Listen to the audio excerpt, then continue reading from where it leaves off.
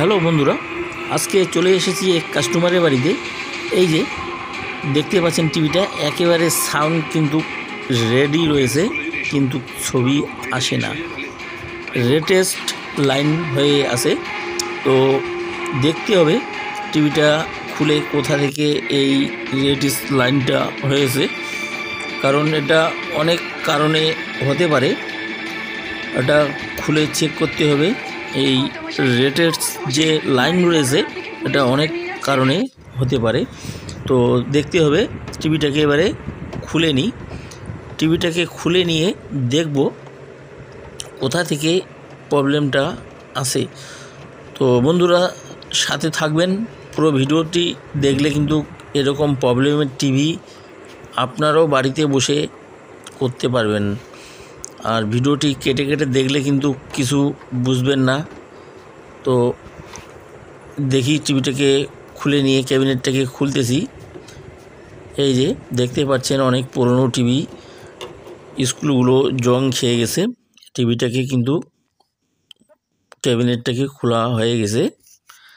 এবারে বোর্ডটাকে, এই যে তারের যে সকেট রয়েছে সকেটগুলোকে খুলে নিচ্ছি, কারণ যেন বোর্ডটাকে ভালোভাবে কটানো যায়, বোর্ডটাকে ভালোভাবে চেক করতে পারি, তার জন্য সকেটগুলো খুলতে হবে। এই যে বোর্ডটা সুন্দরভাবে উল্টে দিলাম।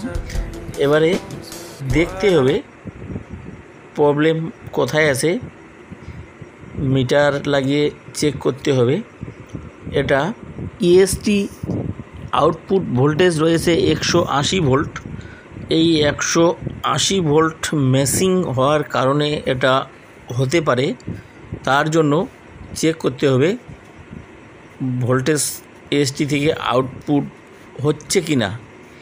তো দেখি এসটি কানেকশন আউটপুট, এই যে দেখতে পাচ্ছেন এসটি কানেকশন, এটা এই যে এটা 180 ভোল্ট।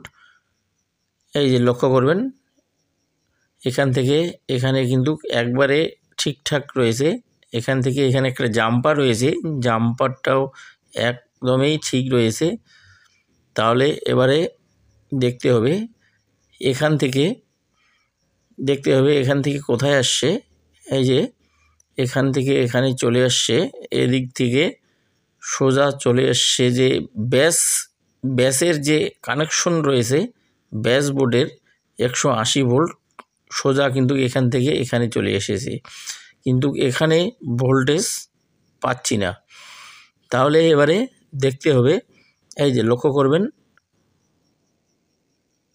এখান থেকে বেস বোর্ডের সাথে কোনো কানেকশন নেই। তার জন্য এবার দেখতে হবে এখানে, এই যে এখানে যে আউটপুট ভোল্টেজের যে রেজিস্টর রয়েছে এটা কিন্তু লুজ কানেকশন রয়েছে। এই যে এটা আমি খুব সুন্দরভাবে সোল্ডারিং করতেছি।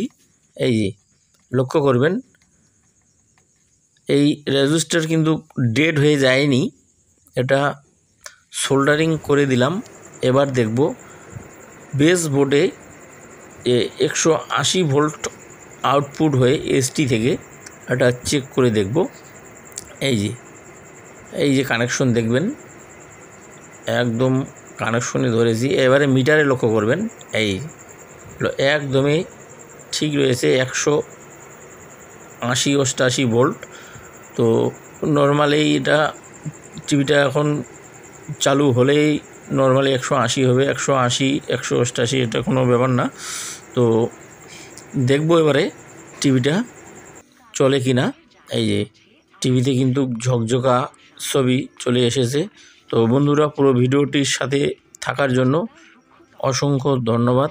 আর ভিডিওটি ভালো লাগলে অবশ্যই একটা লাইক দিয়ে যাবেন। আর এখনও যারা সাবস্ক্রাইব করেননি আমার চ্যানেলটি অবশ্যই সাবস্ক্রাইব করবেন। আগে থেকে যারা সাবস্ক্রাইব করে রেখেছে তাদেরকে অসংখ্য ধন্যবাদ। পুরো ভিডিওটি দেখার জন্য অসংখ্য ধন্যবাদ।